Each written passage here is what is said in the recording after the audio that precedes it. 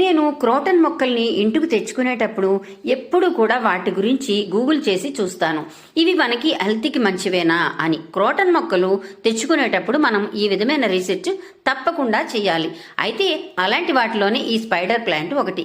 ఇది మన హెల్త్కి మంచిది. ఇంకా మన ఇంట్లో కొన్ని వాయువులు రిలీజ్ అవుతుంటాయి. మనం తెలియకుండానే మనం కెమికల్స్ యూజ్ చేస్తుంటాం కదా, పెయింట్స్, వాటి వల్ల కూడా ఈ వాయువులన్నీ కూడా ఇది పీల్చేసుకొని ఈ మొక్క ఈ మన చుట్టూ ఉన్న ఎయిర్ని క్లెన్స్ చేస్తుంది అనమాట. ఆ విధమైన గుడ్ లక్షణాలు ఉన్నాయి, గుడ్ క్వాలిటీస్ ఉన్నాయన్నమాట ఈ ప్లాంట్కి. అందువల్లనే నేను ఈ ప్లాంట్ తెచ్చుకున్నాను. అంతేకాదు ఈ ప్లాంట్ చాలా అందంగా ఉంటుంది చూడడానికి, ఎప్పుడూ ఫ్రెష్గా ఉంటుంది. లీవ్స్ కూడా దళసరిగా మంచి గ్రీన్ అండ్ వైట్ స్ట్రైప్స్తో చాలా బాగుంటుంది. ఇంకా చెప్పాలంటే ఇది ఈజీగా పెంచుకోవచ్చు కూడా. ఇది ఒకటి తెచ్చుకున్నాం అనుకోండి, ఇంకా 1, 2, 3 అలా అయిపోతుంది. మనం విడదీసుకొని వేరేగా పాటింగ్ చేసుకొని ఒక రో అంతా కూడా పెట్టుకోవచ్చు. చాలా అందంగా ఉంటాయి.